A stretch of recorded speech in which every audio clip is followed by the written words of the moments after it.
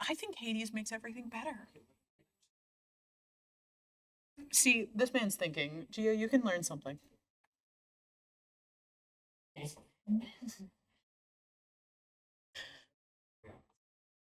He's my emotional support Zagreus.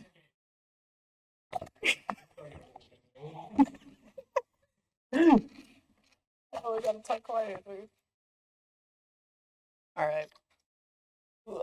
Ugh. Hello. I'm Casey. I am here to tell you all about the fun, lovely, totally not math related world of water shaders. Are you guys in a workshop at all? Yeah. This is like the best time to learn water shaders because you use them constantly and you never expect it. If you didn't already, please grab the QR code and do attendance so Geo doesn't kick me out. Who am I? I'm Casey. I work as a general artist at A Square Games and Simulation. I'm also a 3D artist at Virtue Core Interactive, and I'm a previous game art tutor for UCF and event director for GDK, so I know a little bit of what I'm talking about. I specialize in 3D and tech art, but I'm kind of a generalist in everything. You may also recognize me as Adonius in some of the Discords, GDK, Hunter, Shabibs, etc. I just like making cool stuff.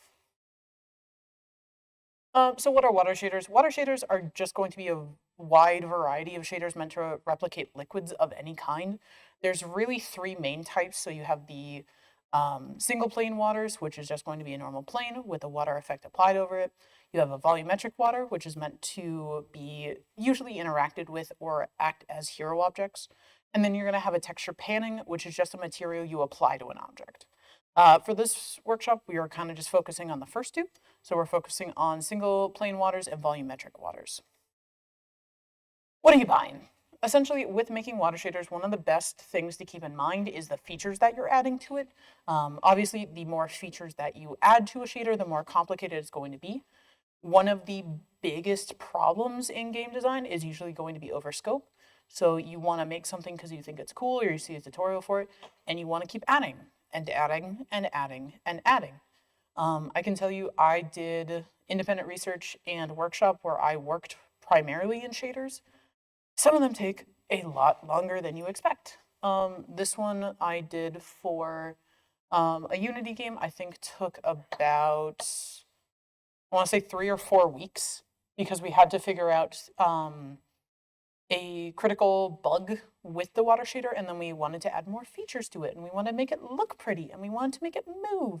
Obviously, adding more and more and more features to it. Some of the most popular features are going to be object depth, water ripples, and movement, both in its mesh and in its texture. So having little caustic designs on the top, as well as having objects like these boats and these sarcophagi move through it. For this project, we mainly focused on the caustics, the depth, and the foam displays.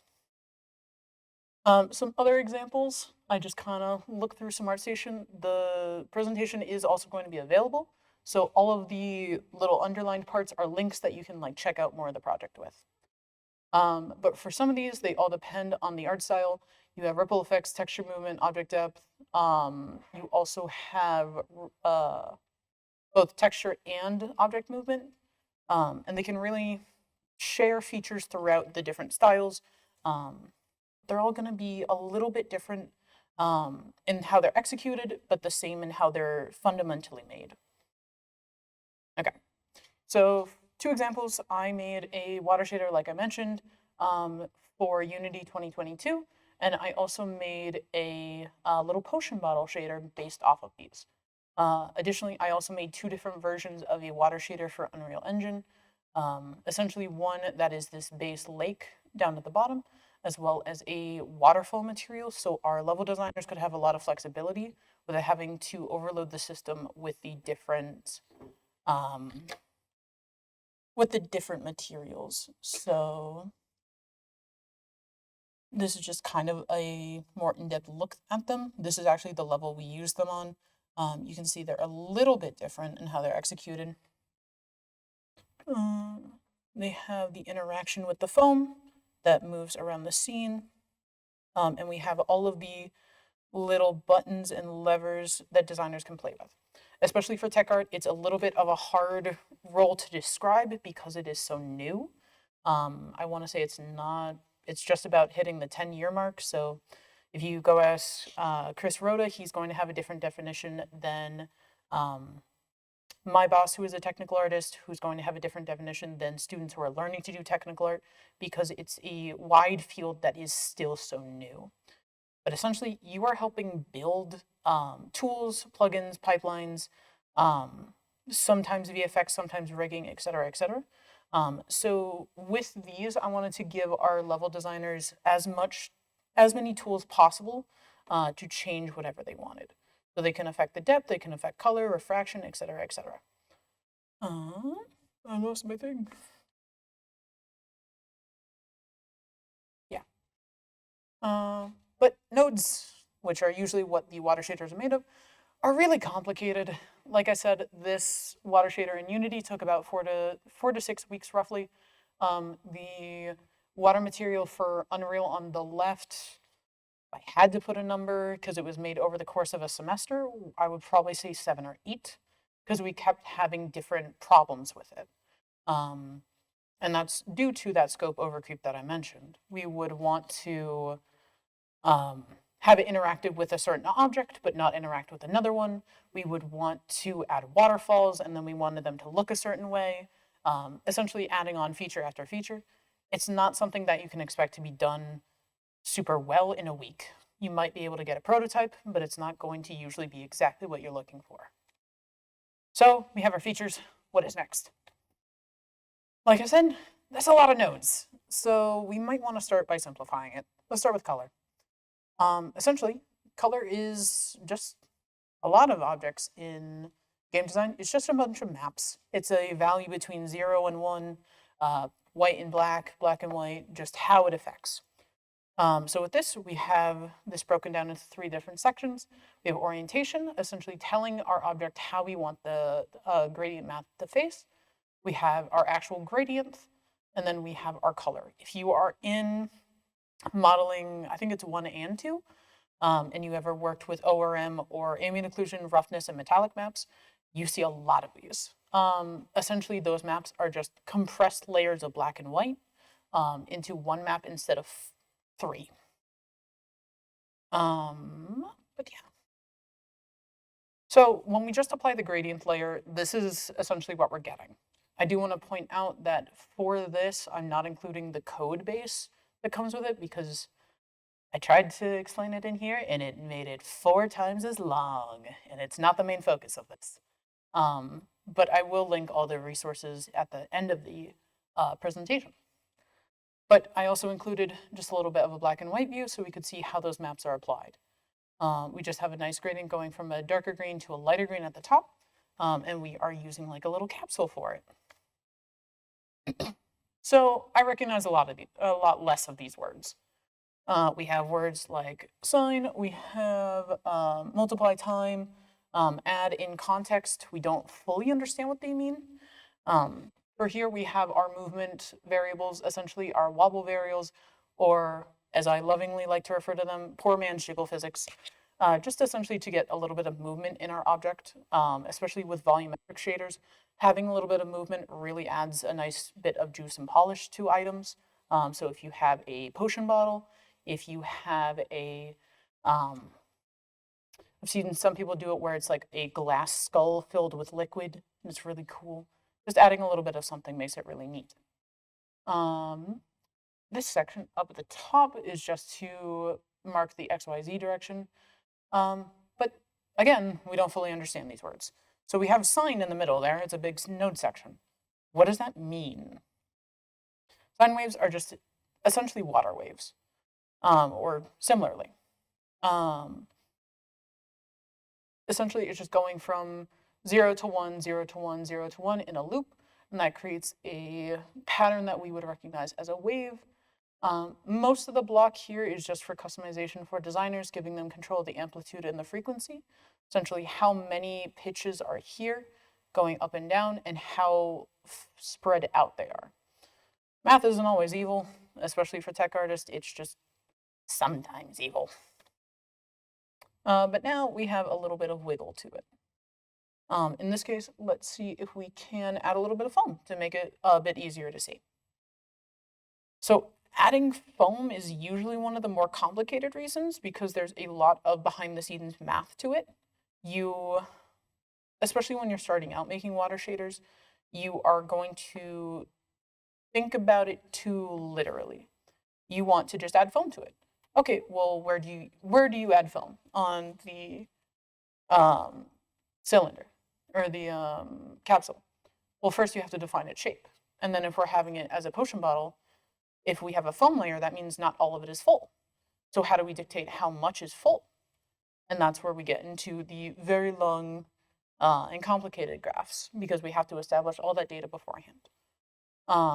As we can see here, this is where we are defining the line, defining it, how much it's full, how little it's full, as well as defining the foam width and the smoothness of that line.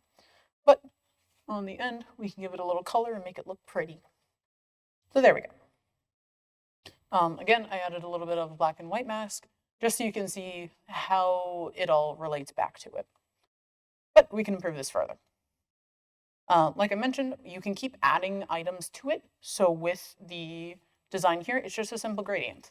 But you can also add a Fresnel, and yes, it is Fresnel, not Fresnel. To make the outside borders glow, you can add a texture to it, or even depth, so that when you add a object through it, you can kind of see a little bit of what's behind it. It's not going to just straight up disappear. And ta-da! We have a simplified shader of sorts. Down the bottom here is actually the game we used it for. Both the main water and the potion bottles themselves follow these two different water shaders. The potion bottles were adapted from the little ocean water. And you can see some of the principles. Some of them are left out because we didn't feel them necessary or we broke the style of it. But you can see even in the smaller bottles, most of them still exist. Yeah. Any questions? I know I just kind of threw a lot of information at you.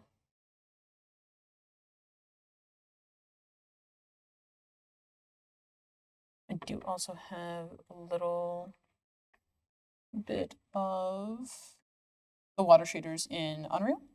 So these are going to effectively work the same way. Yep. Mm-hmm. How much gold do you have?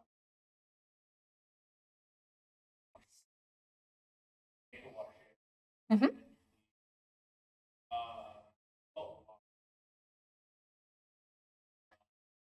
How did you, what were one of the things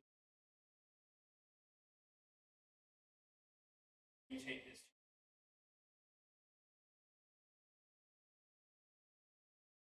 I get you. A lot of that is going to be in the wobbling of the liquid. So that's going to mainly be in the amplitude and the frequency. If we are to, I have a passive wobble to it just so we can have a little bit of movement. But if we were to turn this up, it obviously becomes a thinner variety.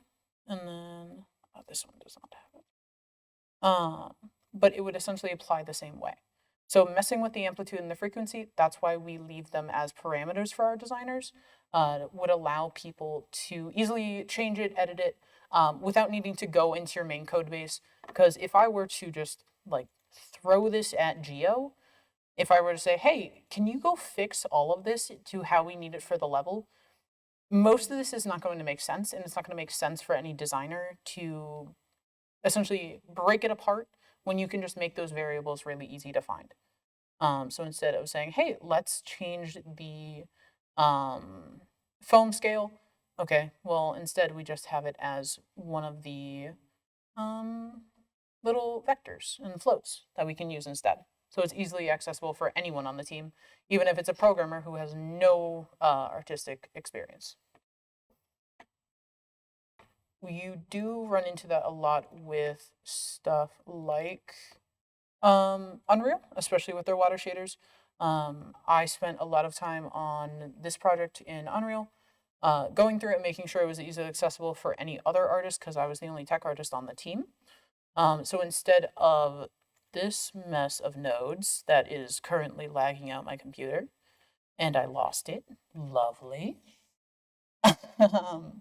I just have a few different buttons that they can easily turn on and off. They can change the values of, etc., etc. Like I mentioned, the water shader and the waterfall are the same effect. So to change them, they would just need to hit two buttons. And this now becomes a waterfall effect.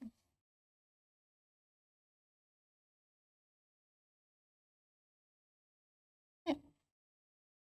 It's being weird now. Any other questions?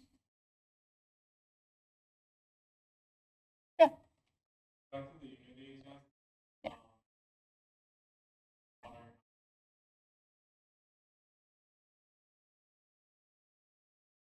Yeah. So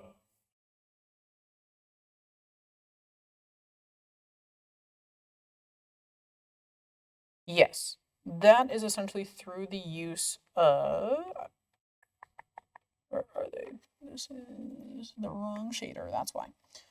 It's essentially through user-defined data, custom interpolators. So the fill position is one of those. It is essentially going to be a value that we have, so we can see it's at the bottom here, a value we reference throughout the object that we can summarize as the fill position.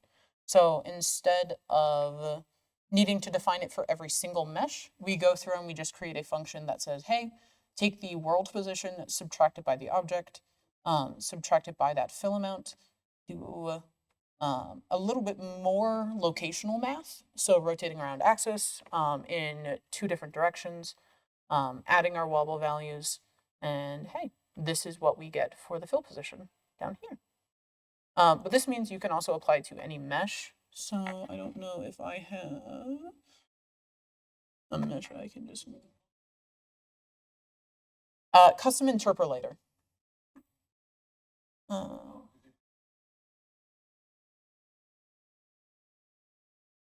Mm-hmm. Say it one more time. Yeah. Mm-hmm. Yes. So that is something that we defined as being from here, and then we can ref the input. Yes. Fill amount, I have a vector 3, 4. The output where you see the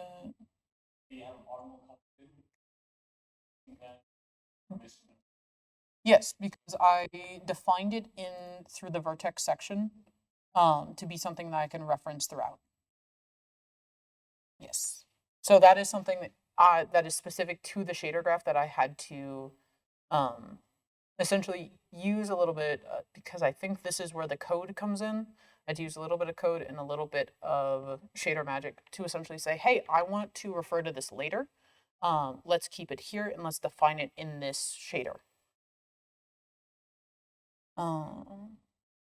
But that would essentially allow us to do some stuff like this, where we can take any mesh and just apply it to other things. So it gets really silly really fast. No, my dog. You know what, we'll just, oh, his head's gone, sorry. And we can just, there. So it applies to different meshes, even if they're weird or organic shapes. You might have some issues with UVs.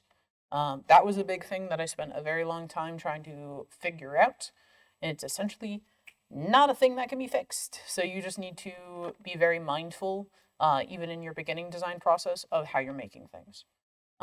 For example, with the potion bottles, I had to have our artist redesign them, I think 2 or 3 times, just because they couldn't understand the which direction I needed the UVs, and rather than having to do a whole bunch of code math to rotate an image, we just rotated them on the mesh. Yep. Mhm. Essentially, it's going to be all about your world position and your seams. So on, I don't know how obvious it is on there. You can see it a bit better on the back legs. These are not cut as cylinders. I know this artist used automatic UVs, which please don't use automatic UVs. But they are not cut in the way that would make sense for the shader because at least this specific one is using a world position. So it's calculating the gradient by where on your UV map each UVs are. Essentially, so if I were to have, let's go back to this. If I were to have this gradient, um, and I put one hind leg down at the bottom and one hind leg at the top, they would be two different colors because they are not being looked at the same way on the world position and on the UV position. So it kind of gets applied to the hidden. Yes. Yep. In most cases, you can't do, as far as I'm aware, you can't do triplanar projection for some of the different shader aspects. So you can apply it for different materials, but if you need that material to have movement, or if you need the material to wrap around something, it's not usually going to work the same way. Yeah, because triplanar is usually going to be applying patterns, and even on harsh seams, it's going to still work. So if I'm actually working on a project right now where we're running into that issue, one of the artists used triplanar projection to put some dots on a glove. And essentially that's going to work by taking all of your different view directions and applying that material. So where we have a differing direction, especially on like the corners, it's sprayed or it's like flared out. It's not working correctly. So we have to manually go back and fix them.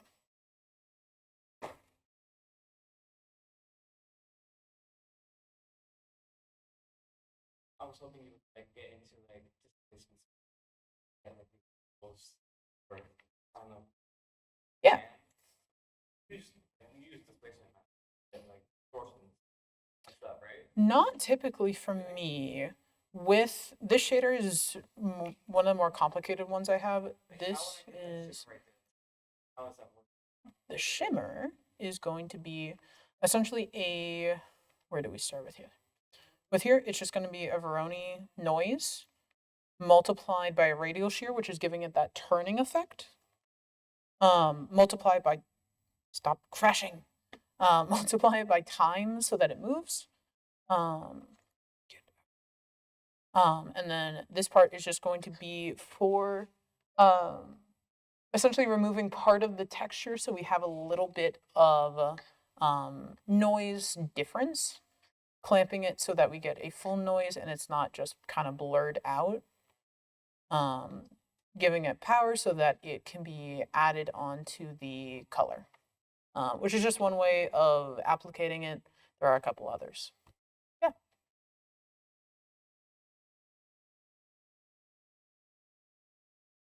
Depth, I have. Yeah. So that is one of the custom things. I wrote this shader code a while ago. So this is going to be one of these subgraphs. It's essentially going to be that same idea of a function, but it is screen position multiplied by scene depth, screen position split and subtracted from scene depth, divided by distance, resaturated, and put into the output. So with that function, I think we have it in a couple other objects, mainly for camera distortion and other ideas like that. So we just made it a subgraph function so we can use it wherever we need. We don't have to necessarily have, hey, this is the camera one, this is the water one, this is the, I don't know, dog one. You ever need to speak? Yeah. And that's that? Unreal has a similar effect. I believe they're not seeing graphs. I want to say they're something material, where you can have that same effect, and it is holding on to a function that can be used anywhere. So it can be applied to any other scene graph. Yeah.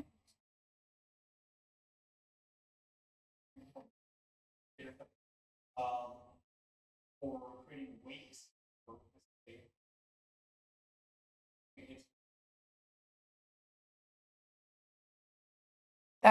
Yeah, that is going to be a displacement map. That one I have not honestly messed with a lot. We did attempt it for this project. However, we had scope creep, so we could not, we investigated it. We were not able to procedurally do anything with it, unfortunately. I don't really have an answer for that. I'm sorry.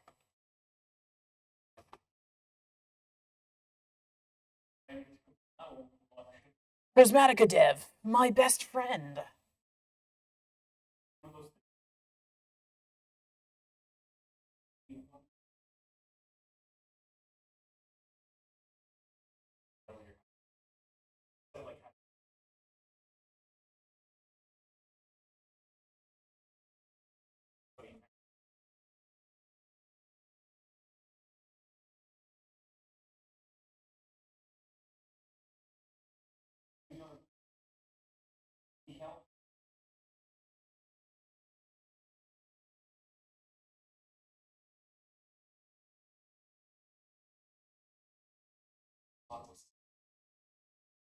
Yeah, because with Unity, the way we were able to, because these aren't actual ripples, they are essentially taking the overlap of one object and the depth calculation and saying, hey, let's put some foam there. So if you want to do something funny, you just look at it from this angle and there's nothing there. But if you stems, yeah.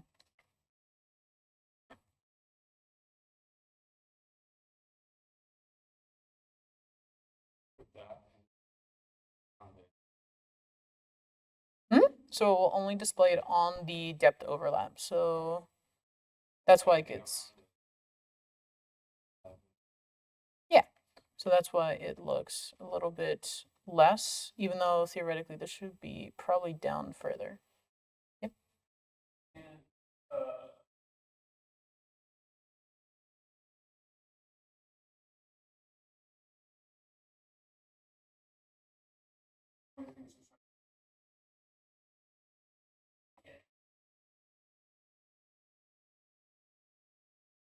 I will be very honest, I do not know what those are.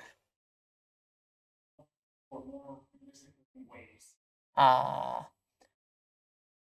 I I'm largely self-taught, so I don't fully know much about those. I'm sorry. Mhm. Yes. Yeah.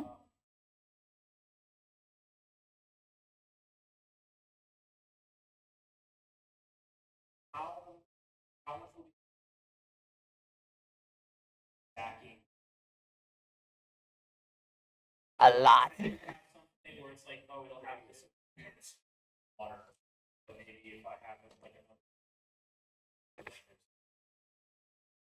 So I found out the very hard way that Unity or Unreal does not like shaders. Using the optimization previews, one, if I were to go back, I would make a lot of improvements to remove unnecessary features. That's one of those big things about scope is that you think it's cool, you don't realize how much work actually goes into it, and that even goes after you've finished it. So these shaders are very cool in that they have a lot of features. Not all of them are necessary, and it took a lot of iterations to get them to be able to be used. Will it die if I close this? Especially with Unreal, like I'm not even touching it, still trying to load. Having a heavier shader with more features is going to cause a lot more problems, especially when you're trying to stack those with other effects, with other inputs, all that kind of fun stuff, it can get very messy, which is why pre-production and pre-planning is so incredibly important. Even for something as simple as a water shader. You want to get your biggest features that you have an idea for, and then you get to do the, hey, it would be cool if, in the last part of the semester. Please don't do it in the first. But yeah. Anything else? Yeah. I'm an art student. Don't make me do math. No. Sine wave go up and then it go down, and yeah. No, that's kind of something I would need to talk to you one-on-one on because I would need to mentally prepare to do math. Shader math is a little bit different because when you get into the flow of nodes and you surround yourself in procedural node bases, they all kind of make sense. Is my computer dying? No. Perfect. Yes. They're all going to be relatively similar, but they're all going to have their little quirks and differences. So there was a semester where I was going from Unreal node base to Unity node base to Substance Designer node base to a little bit of Houdini node base. All of them have the same add, multiply, subtract functions. All of them are going to behave a little bit differently. When you work on all of them simultaneously, you'll notice that they have, trying to think of an example right now, but I can't. The nodes are named slightly different. So you're not going to find, let's just say, like adding is a different name in Substance Designer. I think Substance Designer adding is blend. So you need to remember that. And then if you want to do a function, it's not a blend function anymore, it's an add function. And then it's so many little, it's so confusing. Yes, and it does a different thing. But Unreal does not.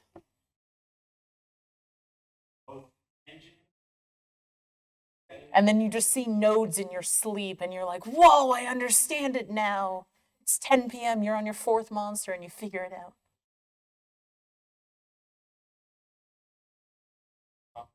The best, so the best one I've actually seen is Godot, which I don't know how to feel about that, where Unreal and Unity and Substance Designer have been out for so long, and Godot is over here with the best comprehensive knowledge and Bible of shaders.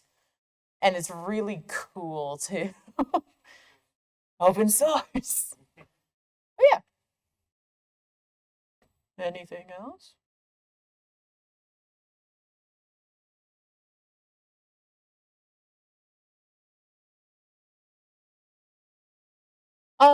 Not necessarily. You have a lot of things to account for, like UVs. In plane base shaders, it's all going to be under the UV.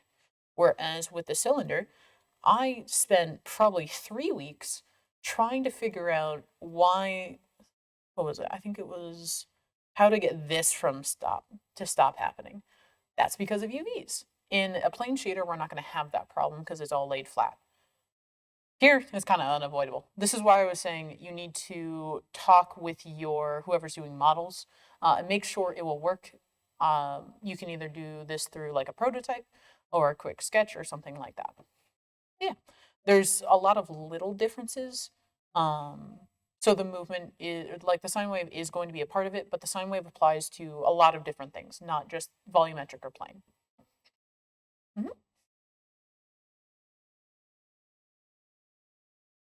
Anything else?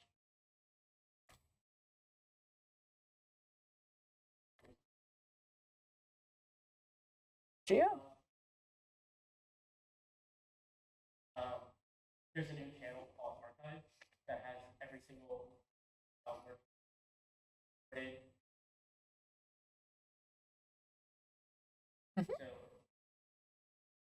I also have my hand painting lecture in there if you are a 3D artist and would like to learn how to paint pretty things just a little bit more efficiently. No, not your mouse, please. Yeah. Thanks for coming. No, we get Whooper.